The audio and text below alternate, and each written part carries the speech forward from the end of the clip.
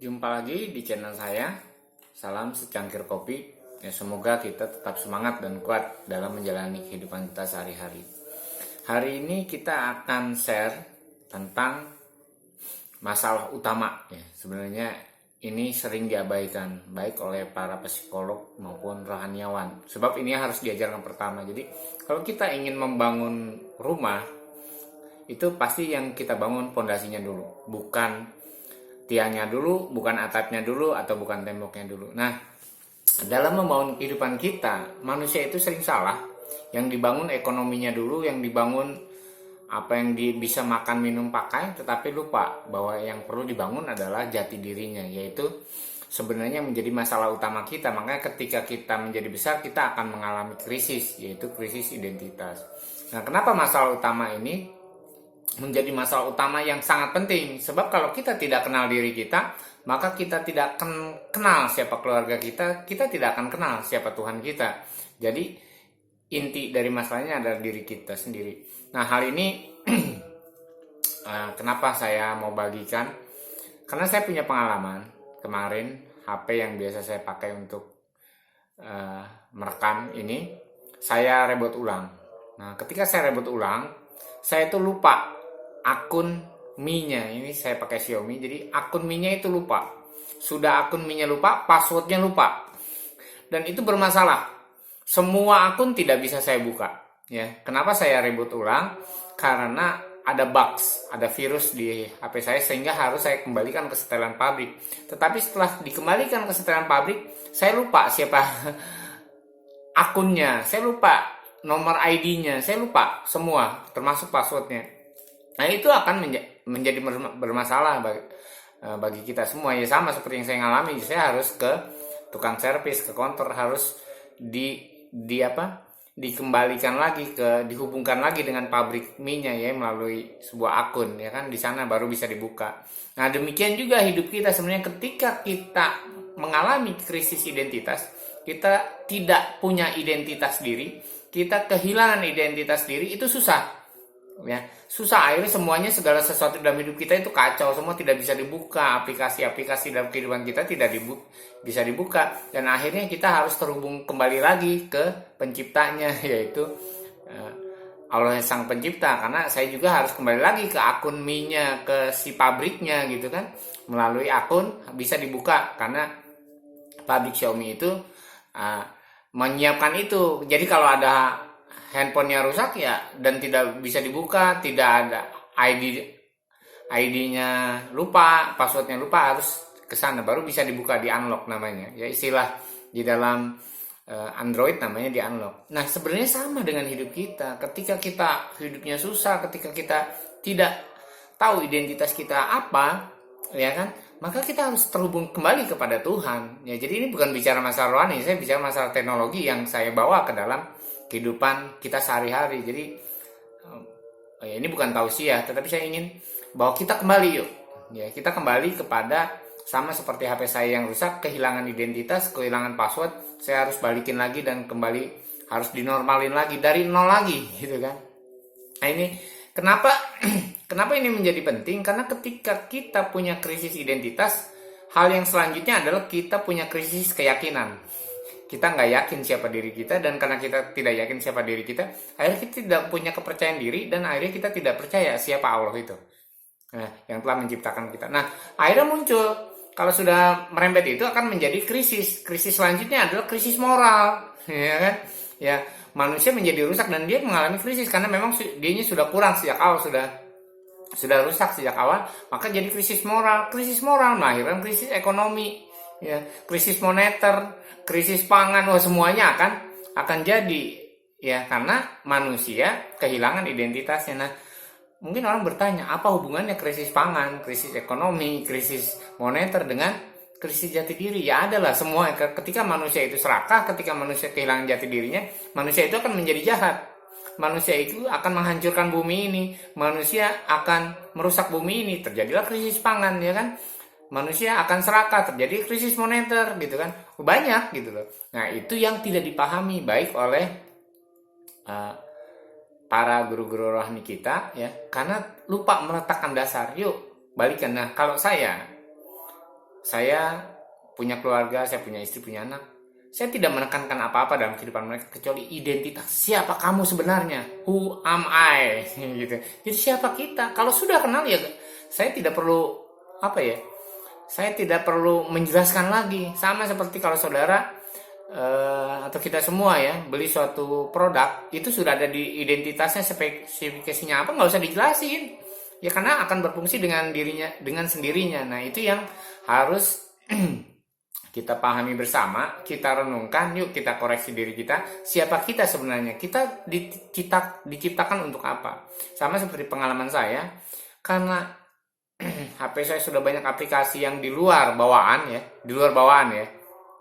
ya, saudara tahu bahwa semua laptop ya, ya Android, iPhone itu punya aplikasi bawaan yang dari pabriknya seperti itu.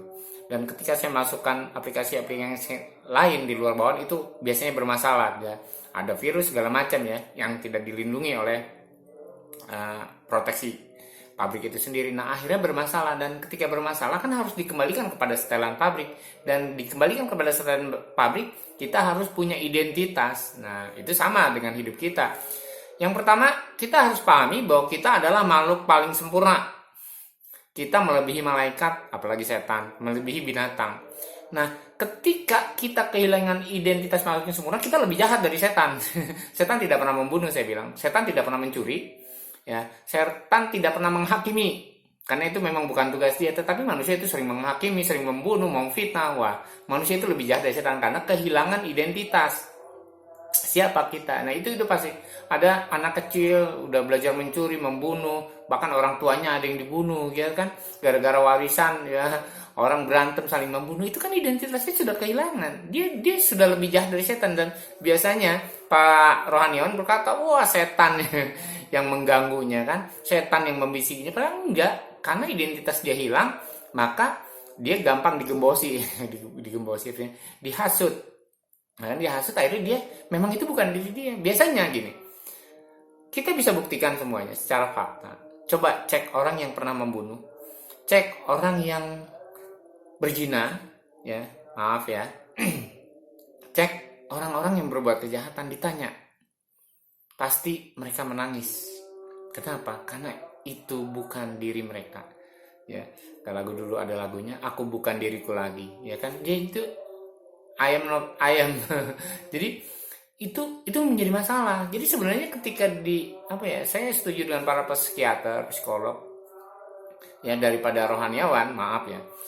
Karena mereka kalau menghadapi orang yang bermasalah ya mereka digali masalahnya apa, karakter seperti apa yang terjadi, kenapa kamu membunuh, kenapa kamu melacurkan diri, kenapa kamu ini. Itu ada penyebab masalahnya yang telah merasuki mereka, karena tadi ada aplikasi lain, ada virus ya ibaratnya ya, ada bugs itu, serangga yang merusak sehingga itu menjadi rusak, identitasnya rusak. Nah harus dikembalikan lagi kepada identitas semula, kita manusia yang sempurna. Itu yang pertama yang harus kita tahu, bahwa kita ya tidak lebih buruk dari binatang, tetapi karena kita kehilangan identitas, kita ya saling membunuh. Binatang nggak pernah makan anaknya sendiri katanya, tapi manusia memperkosa anaknya sendiri. Nah itu contohnya gitu kan. Nah yang selanjutnya adalah identitas kita. Kita punya karakter ilahi, semua karakter ilahi kita miliki. Nah ini kita harus sadar, kita itu pengasih, Allah itu maha pengasih. Kita itu penyayang karena Allah itu maha penyayang. Kita itu bisa menciptakan sesuatu karena Allah itu maha pencipta. Dia bisa menciptakan. Makanya manusia itu bisa menemukan radio, menemukan TV, pemancar gitu kan. Kita gambar saya ini kok bisa pindah ke YouTube gitu kan. Itu kan suatu hal yang tidak pernah ditemukan, akhirnya ditemukan oleh manusia karena manusia itu memiliki karakter ilahi gitu kan. Ya dalam banyak hal dalam kehidupan kita silakan cek bahwa manusia itu punya karakter ilahi. Manusia bisa menguasai karena Allah itu berkuasa, ya kan. Manusia bisa melakukan apa saja sama yang seperti Allah lakukan ya, kecuali mencipta dalam hal yang tidak ada menjadi ada ya. Ya ada batasan-batasan antara bisa dan yang maha gitu kan. Makanya Allah itu ada kata maha gitu kan, untuk membedakannya dengan manusia. Nah ini yang harus kita pahami, bahwa kita punya karakter ilahi. Nah ketika semuanya itu hilang, identitas kita makhluk yang sempurna hilang, identitas kita yang punya karakter ilahi hilang, kita jadi jahat. Kita lebih jahat daripada setan. Jadi setan itu mungkin malu. Wih, ada yang lebih jahat dari gua. Gitu kan. Iya kan? Setan tidak pernah membunuh loh. Setan, saya kemarin sekali itu tuh kalau ada film-film pocong apa semua itu membunuh itu bohong. Ya kan? Karena setan tidak bisa membunuh, yang membunuh tetap manusia. Ya kan? Nah, itu yang harus kita pahami, ya kan? Karena tanpa kita punya identitas yang asli, seperti identitas waktu kita diciptakan, maka memang kita akan menjadi rusak. Nah, ketika kita jadi rusak, maka gambar diri kita rusak. Siapa saya, siapa kita, gitu kan? Kita menjadi lupa, ya inilah saya memang jahat, lu mau apa? Nah, saya sering bertemu dengan orang-orang seperti itu. Jadi ini saya, gitu kan? Saya itu kadang marah, saya kesel gitu sama orang yang bilang, jadi ini saya, ini gua, lu maunya apa? Nah, itu adalah orang yang sudah kehilangan gambar diri, udah rusak gambar dirinya. Dia lupa bahwa dia sebenarnya seorang yang luar biasa, sempurna. Jadi jangan disamakan dengan binatang gitu kan. Kadang ada orang menghina orang lain dengan kata binatang kan. Nah, tapi kenapa itu ada? Karena memang ya udah lebih apa?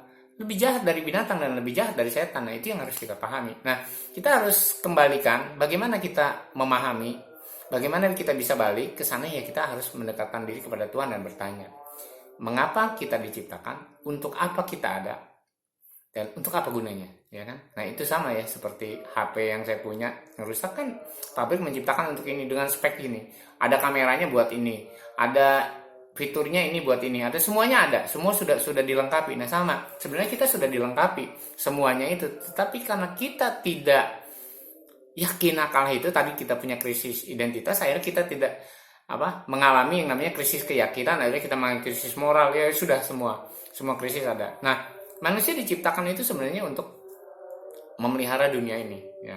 Kalau saudara baca sejarahnya, cerita-cerita dari nenek moyang, ya, baik agama maupun di luar kitab agama, itu diceritakan bahwa bumi ini dijadikan baik, manusia diciptakan ditaruh di situ. Bahkan katanya manusia dibikinkan taman yang dalam bahasa Timur Tengahnya Eden. Eden itu adalah surga, atau Firdaus. Firdaus itu adalah artinya surga, ya. Sampai sekarang orang Islam, orang Kristen bilang bahwa Firdaus itu ada surga. Jadi taman Eden itu taman surga sebenarnya. Nah, itu adalah hal yang penting yang Allah mau lakukan supaya manusia itu hidupnya seperti di surga. Tetapi ketika manusia mulai hancur, rusak gambar dirinya, saling menyalahkan, merusak karakternya, akhirnya ya rusak. Yang namanya Eden, Firdaus itu sekarang harus kita cari. Jadi bagi orang Kristen dan orang Muslim, ya, orang Muslim itu Aden, ya, itu adalah surga, Firdaus adalah surga. Jadi nanti bisa ke sana kalau kita bisa masuk surga. Nah, demikian juga cerita orang Kristen, Yesus itu ada di Firdaus. Jadi kalau orang mati itu akan bersama Yesus di Firdaus. Jadi Firdaus itu bicara tentang surga, tetapi dulu surganya ada di bumi, karena Allah ingin menciptakan itu di bumi itu seperti di surga, tetapi manusia rusak sehingga di bumi itu seperti neraka. Nah, kalau hidup kita sekarang itu seperti di neraka, ya itulah. Misalnya, sampai sekarang ini lagi krisis air ya kan, musim kemarau, ya udah seperti di neraka, orang kesusahan, minum aja susah, makan susah, krisis pangan. Itu kenapa? Karena kita yang merusaknya kan. Nah, ini yang harus kita pahami bersama. Yuk kita kembali kepada karakter ilahi kita, kembali kepada kita menjadi makhluk yang sempurna. Saya harus merestart bukan cuma HP saya, ya, komputer saya yang harus diinstal ulang misalnya, tetapi saya juga belajar, ya. Ketika umur saya 40 tahun ke atas, saya juga mulai meriset ulang. Sekarang umur saya 50 dan saya mulai meriset ulang, apa yang perlu dibuang saya buang, apa yang tidak penting saya buang. Jadi begini analoginya, ada orang membuat patung, dia membuat patung, katakanlah patung Bung Karno, ya, lagi heboh nih, ya kan. Nah, ketika dia membuat patung dari batu, ya, batu, dia akan membuang batu-batu yang lain, dipahat di segala macam, dibentuk. Lalu orang bertanya, kenapa kamu membuang mengukir, katanya, wah hebat mengukir Bung Karno gitu kan.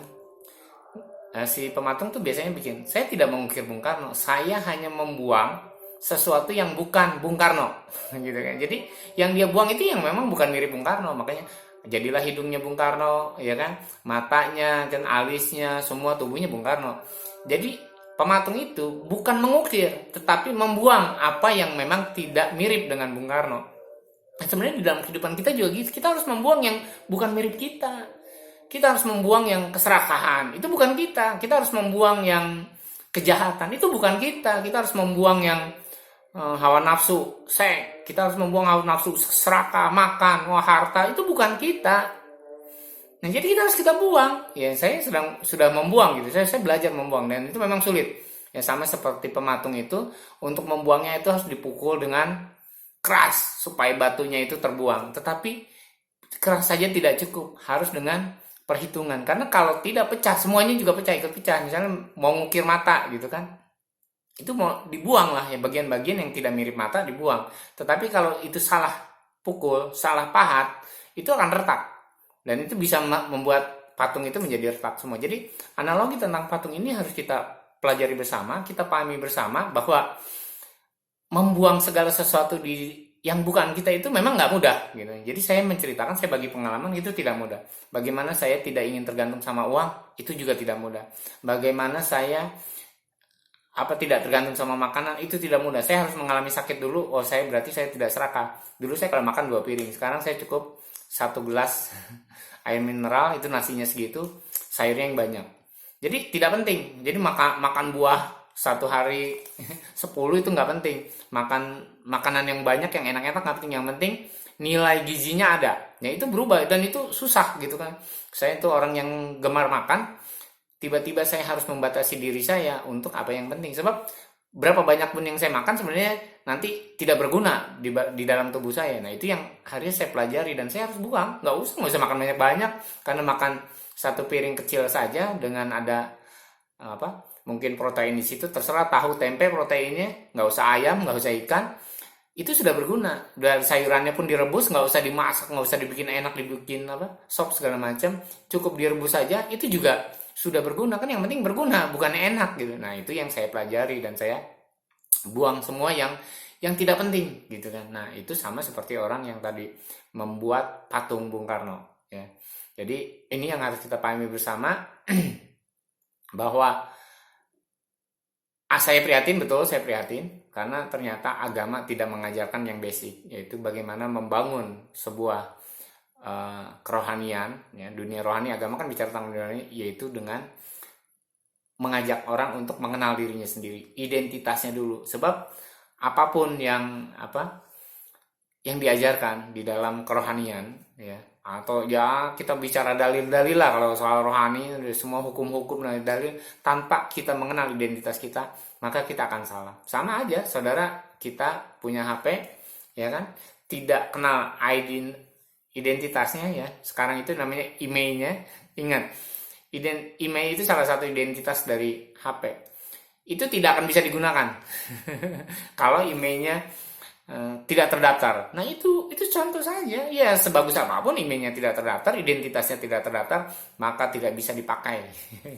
Ya, jadi ada beberapa teman yang beli laptop iPhone Apple gitu, itu kan harus identitasnya harus ke Apple, ke Amerika.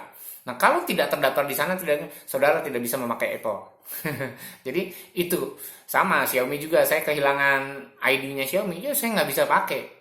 Ya, akhirnya rusak, dan saya harus kembalikan ke pabrik. Nah, itu adalah contoh analogi-analogi yang di dalam kehidupan kita sehari-hari yang kita harus pelajari. Sama kita juga, sama seperti laptop Apple, sama seperti HP Xiaomi ya kan, iPhone itu kan gitu. Kalau identitasnya tidak ditemukan, ya tidak bisa dipakai.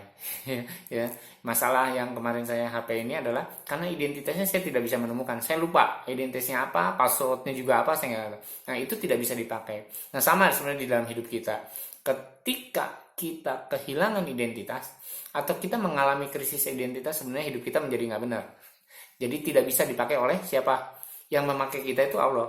Gitu. Ingat, kita tidak dipakai oleh orang lain, kita tidak dipakai oleh setan, kita tidak dipakai oleh dunia ini ya. Tetapi nah, itu yang jadi salah. Seharusnya kita adalah menjadi hamba Allah, karena kita ciptaan, kita dibuat oleh Allah untuk Allah gitu kan sebenarnya itu. Dan itu adalah identitas dia ya, kita, yaitu supaya kita sempurna, supaya kita memiliki karakter Allah. Karena itu manusia adalah makhluk yang paling disayangi oleh Allah. Manusia adalah makhluk yang paling dikehendaki, karena memiliki dirinya sendiri, citra dirinya sendiri. Bahkan rohnya itu berasal daripada Allah. Malaikat rohnya tidak berasal daripada Allah. Setan apalagi, binatang tidak ada rohnya. Manusia rohnya berasal daripada Allah. Karena itu di dalam pengajaran agama Yahudi dan Kristen bahwa manusia itu disebut anak Allah karena punya gen. Allah punya identitas, Allah punya merek Allah katanya di dahinya gitu kan. Secara simbolis ada merek di dahinya yaitu manusia Allah. Nah, ini yang kita pahami, yang kita harus pahami, yang kita harus sadari supaya hidup kita berguna, supaya hidup kita sesuai dengan apa yang Allah kehendaki di dalam kehidupan kita, yaitu kita punya identitas. Ketika kita punya identitas diri yang benar, yang baik, yang sesuai dengan kehendak Allah, maka kita akan mengenal Allah. Jadi ketika kita, apapun yang kita pelajari, apa yang kita lakukan di dalam kehidupan ini, itu tidak akan pernah menyimpang lagi. Terima kasih, tetap semangat, dan jangan lupa kita ngopi.